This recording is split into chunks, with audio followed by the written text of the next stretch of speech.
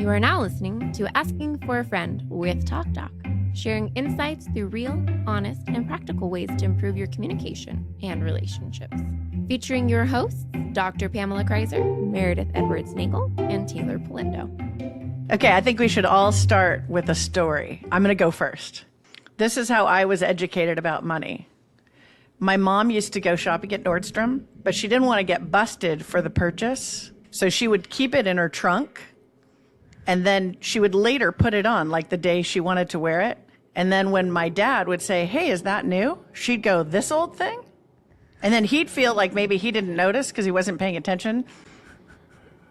That's my education. I have an article of clothing in my car right now.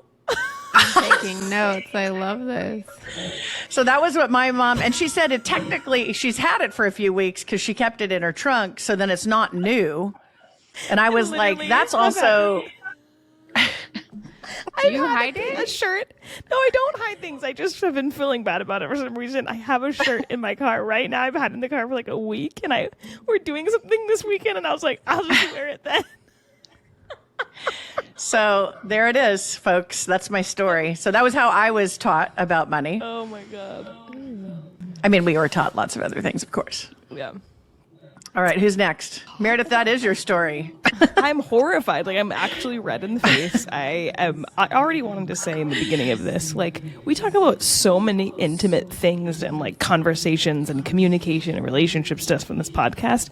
Why is this one already making me so nervous? Like, I don't want people to know what I think about money and how I'm not good at it in some areas and okay in the others. I'm also like, well, I'm not that bad, right? You know, you do all these like things in your head. I don't want people to know any of this about me. I want you guys to talk here, and I'm just gonna be quiet and listen with the audience. So okay, so no story, huh?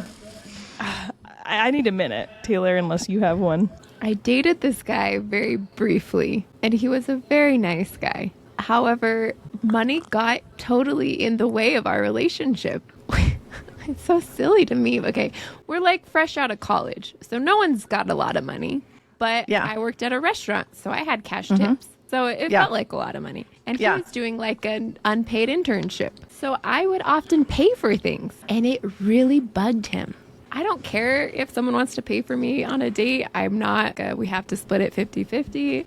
I honestly don't really care if they want to pay. I'll go for it. But I just felt like, at this time in life, we're at a little bit of a different place. So I'll kind of float you right now, kind of thinking when he has a good job. Yeah, it'll come around. Or something. Yeah, I just didn't think it was a big deal, but it was a big deal to him. Him making it a big deal then became a bigger deal to me.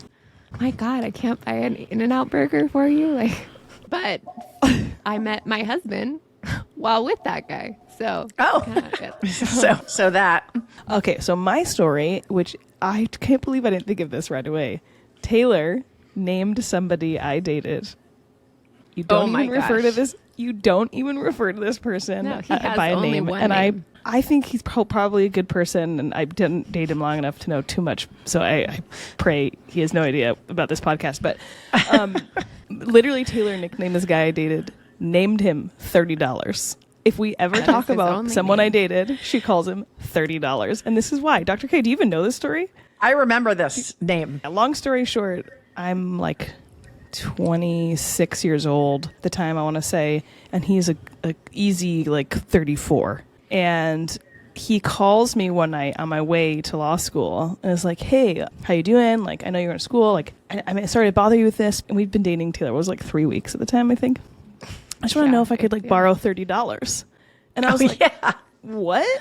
I kind of giggled. I was like, what? And he's like, yeah, no, I get paid in a couple of days, and I just needed to get something. And I was like, can that thing wait? What? Protein powder. Wasn't it protein powder? It was like you don't need something to ask ridiculous. This girl you just met. And I was like, yeah, you could talk to your close friends or family. No, I'm going to go to class now. Do you give someone another chance for this? How does this work? I went out on 2 more dates with him. It's going to be a no for me, dog. I couldn't get over it. I could not get past it. Okay. All right. So let's really get into this now, right? Yeah. Tonight we're doing money conversations with an intimate partner. So not just a casual dating relationship, not a friend. This is someone you're going toe to toe with. You live with them, long-term relationship, married, whatever.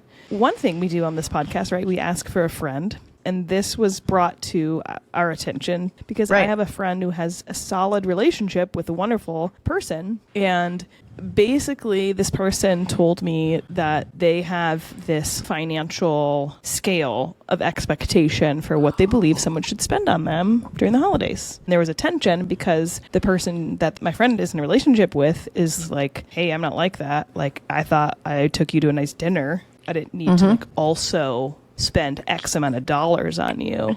Yeah. And so that's why this topic. Dun, dun, dun. Yeah. So they had the conversation? Yeah, but I don't think it went super well. So I think they our had the job fight here. Yeah, it's our job here to like break down like why this even matters. Why does it matter to have good conversations with our partners about money? You know, Teighlor? Well, I would say one of the reasons it matters is because 2 out of the top 10 reasons, according to marriage.com, reasons for a divorce are trouble with finance and lack of communication. Yeah. So we're just going to combo those and say our lack of communication around our trouble with finances, we should probably be talking about it. Our failure to talk as well as our bad communication about the subject. Both are operating, I think. Yeah. Because what I was thinking when you were talking, Meredith, is one of the times that people talk about money that turns negative is when they get into an escalated fight about it.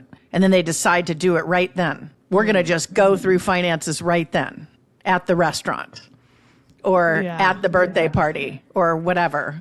Checking out. And the total. One of the first pieces of advice I'm going to give is if it organically appears and you can productively talk about it, fantastic. Mostly you're not going to have that. Mostly you're going to have the tension-filled moment that escalates, and you will have the challenge of finding a time to have that conversation that's a productive one. Oh, yeah. Yeah, I was going to say, as much as I don't want to get intimate or share any of my feelings on this subject at all, like I said earlier, that's me 1,000%. This has to be a planned conversation. I cannot organically do this because I know that I don't do it well and I don't like that. So then I get frustrated with myself and I make it worse. So I have to go like, oh, we're having a conversation about money. Let's have a coffee. I have to know that that's what we're going to do so that I can like chill the defenses and all that kind of stuff. Yeah. Exactly. And we find, my husband and I find that when we get into that escalated pattern, we're not productively solving it. But on the contrary, when we schedule it and say, let's get coffee and talk about this at 10 tomorrow or whatever, we find that we don't carry the emotions from the first interaction with us. Yes.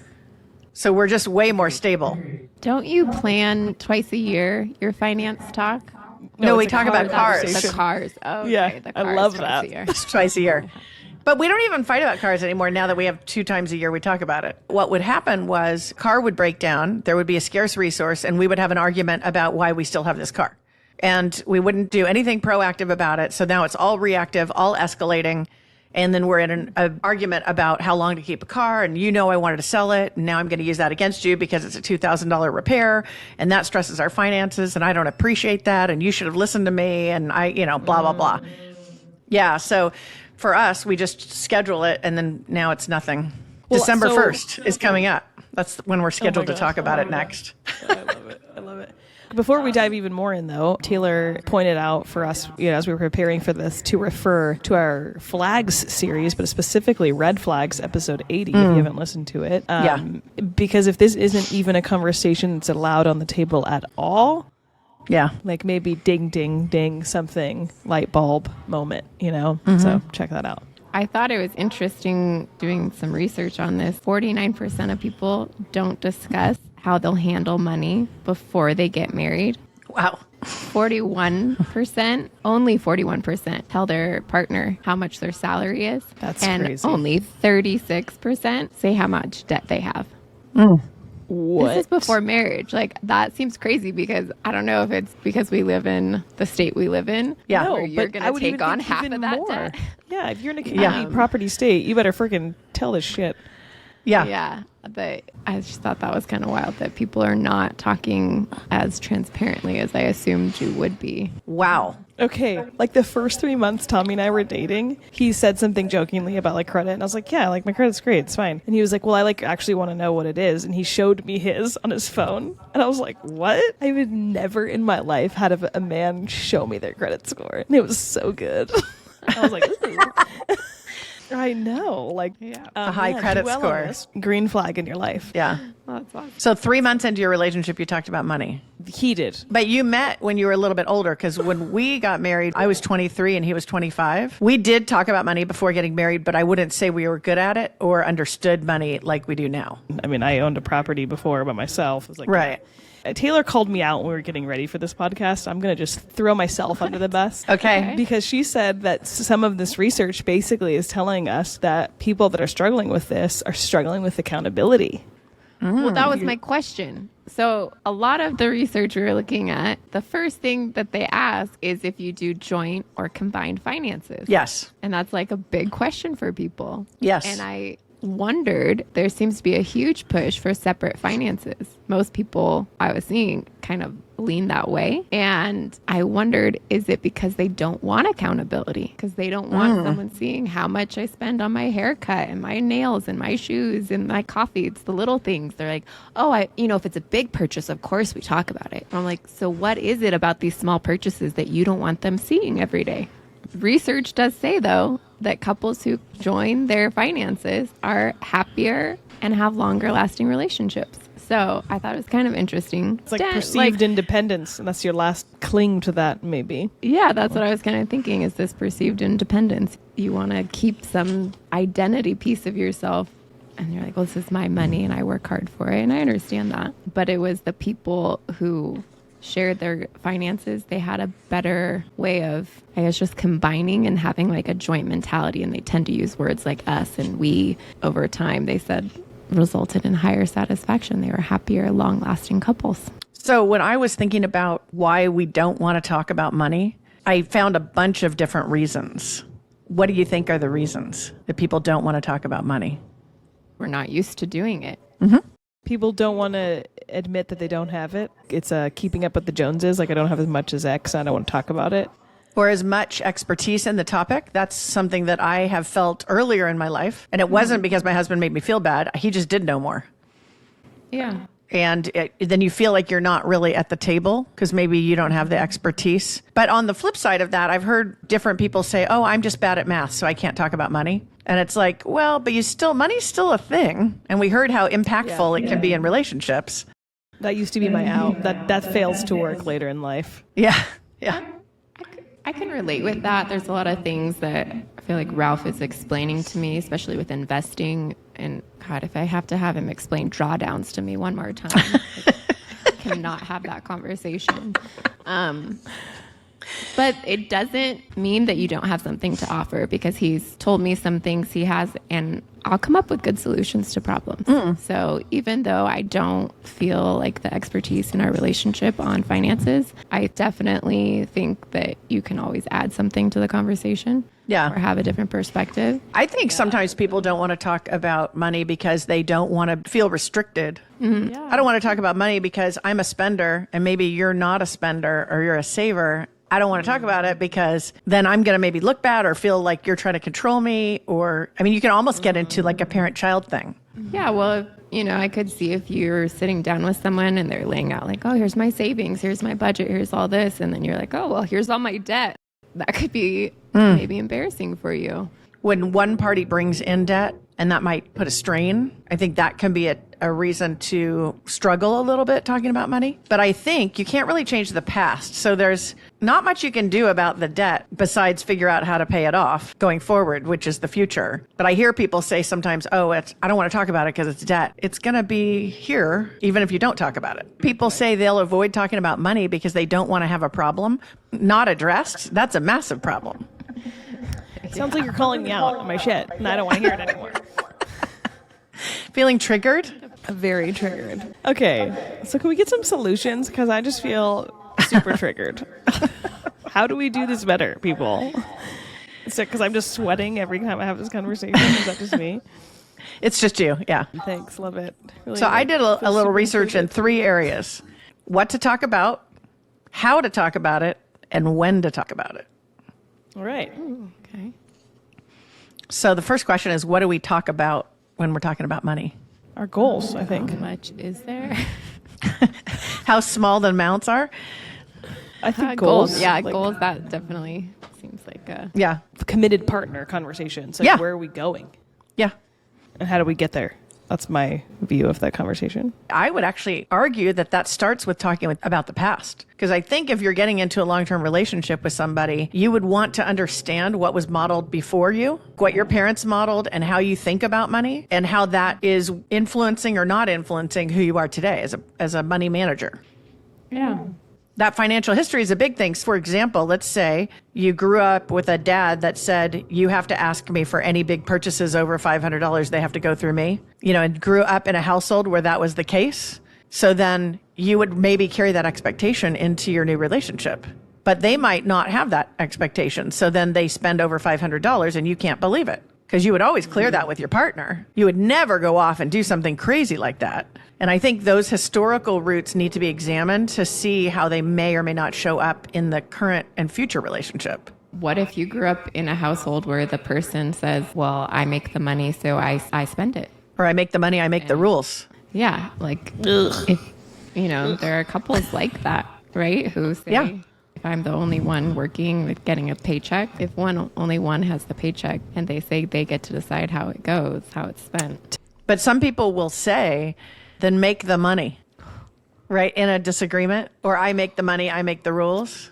That would get me so hot. Well, people get hot over these topics, right? Not the good kind. It's no, not the good kind, not the good kind of hot.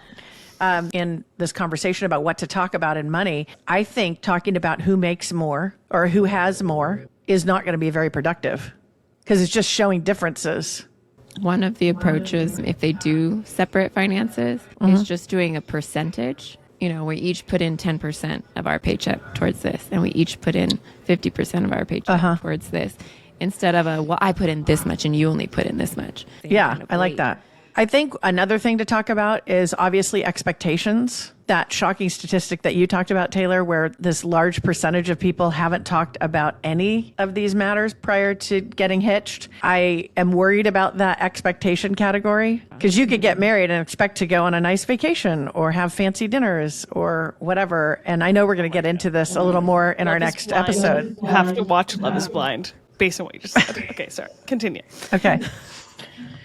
So I think all of those things are really important to talk about parameters. And some of that is embedded in the history again. So as we're thinking about it, that history will inform us. And I think a question you could ask yourself is, what is normal to me? To go on a fancy vacation every year?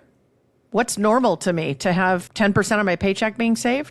What's normal? My parents never talked about money in front of anyone or never talked about it. When you and I come into those committed relationships, I think it is important to say what's normal. And that helps us understand what we need to still talk about. I really like that. I've never even thought of that as a conversation.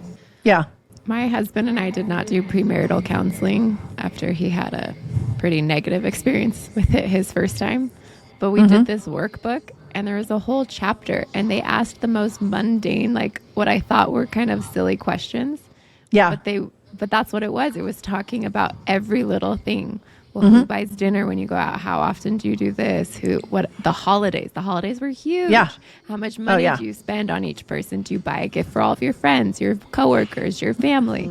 Yeah. Those are all really important. And I find when I looked around at my status quo of my friends' relationships and hearing their issues, that's what it kind of sounded like to me was the heart of most of their issues was they didn't have conversations before.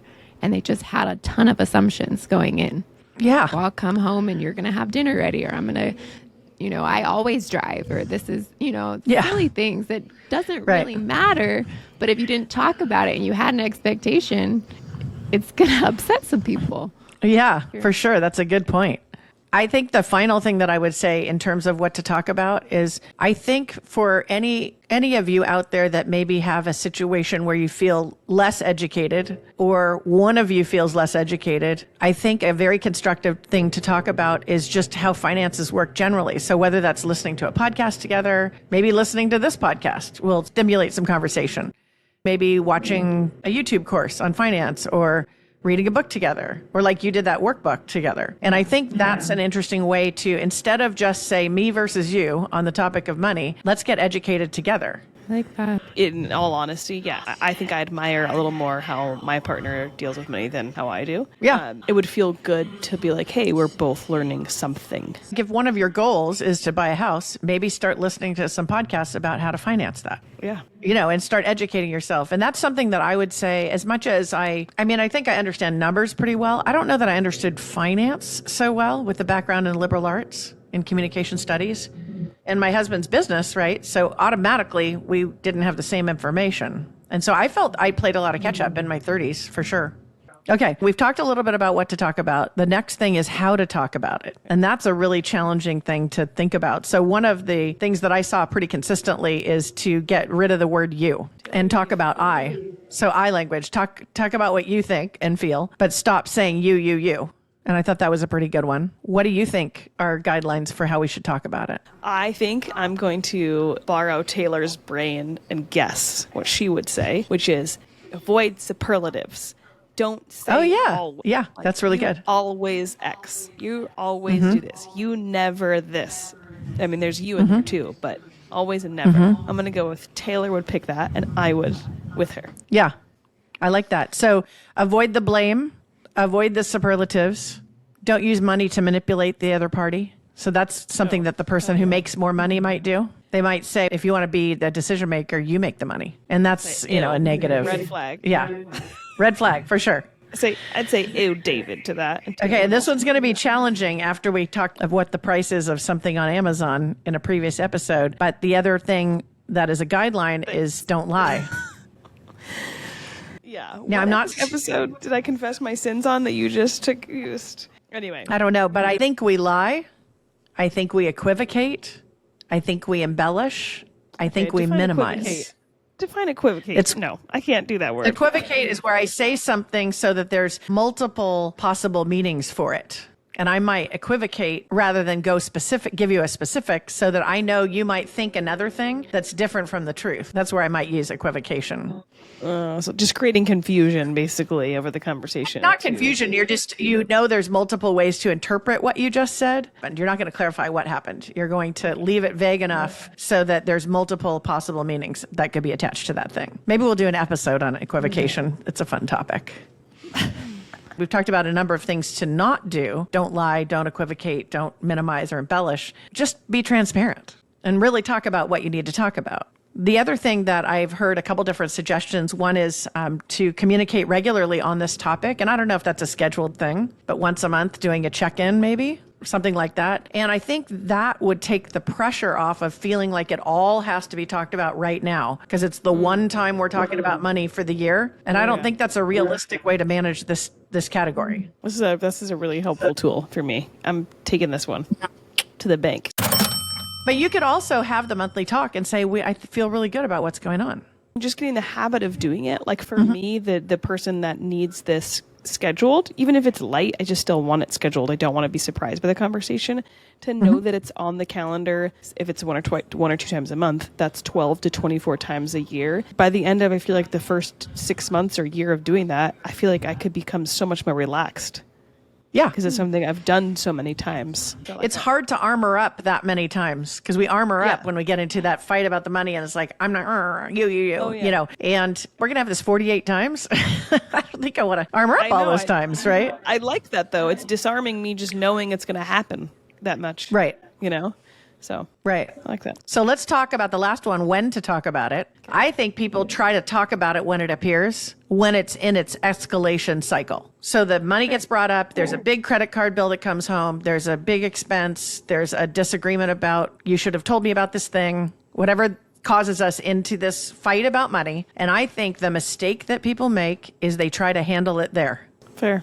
If you're in an explosive argument, do you think that's going to be productively managed? This category that's going to always be a part of your relationship, right? We know the answer. And so that gets us back to about that scheduling idea, right? And saying, I'll be happy to have the conversation if it organically appears, but if it appears as an escalatory conflict, I need to seriously consider scheduling a time to handle that. Or maybe even better is to have a planned conversation always about it. A check-in, a money check-in.